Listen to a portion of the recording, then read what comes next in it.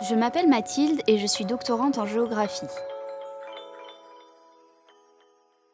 Je m'intéresse à ce que l'on appelle la géographie de la créativité et je travaille plus précisément sur la région Provence-Alpes-Côte d'Azur. Mon sujet d'étude se base sur le concept de créativité territoriale.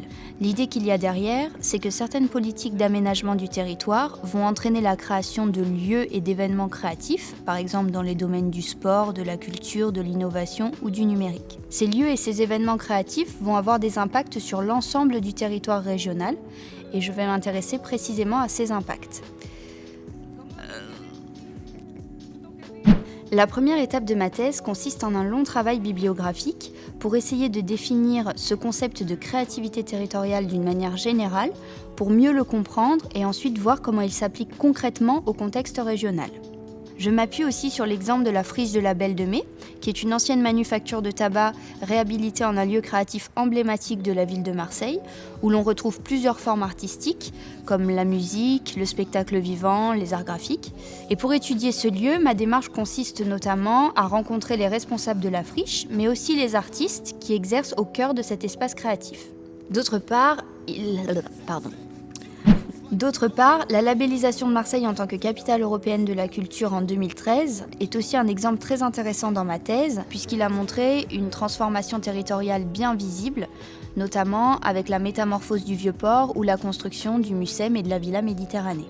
Il y a aussi l'impact économique, moins visible mais pourtant bien présent quand on étudie des événements de cette taille, qui permet de dynamiser un territoire local au moins à court terme, notamment avec la création d'emplois dans les secteurs de l'hôtellerie, de la restauration ou du tourisme.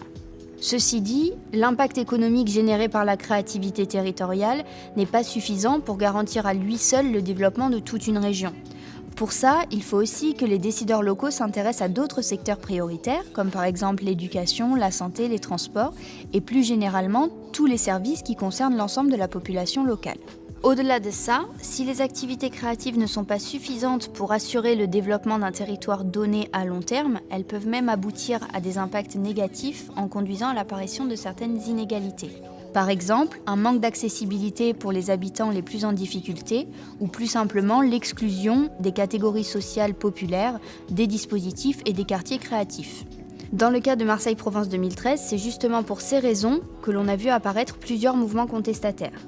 Étudier la créativité territoriale, c'est donc s'intéresser aux politiques menées à différentes échelles et analyser les impacts des lieux et des événements qui découlent de ces politiques, tout en gardant à l'esprit le fait que ces impacts ne sont pas toujours positifs. J'aime la richesse de ce sujet de thèse, le fait qu'il soit en phase avec l'actualité de nombreuses villes, mais surtout j'aime l'idée que ce travail puisse aboutir à des réalisations concrètes. À terme, j'espère que mon travail sera bénéfique pour tous les acteurs concernés par la créativité territoriale dans la région et qu'il leur fournira les outils de réflexion nécessaires pour concilier à la fois le développement local et la réduction des inégalités socio-économiques. Le fait qu'il soit en phase avec l'actualité... Pardon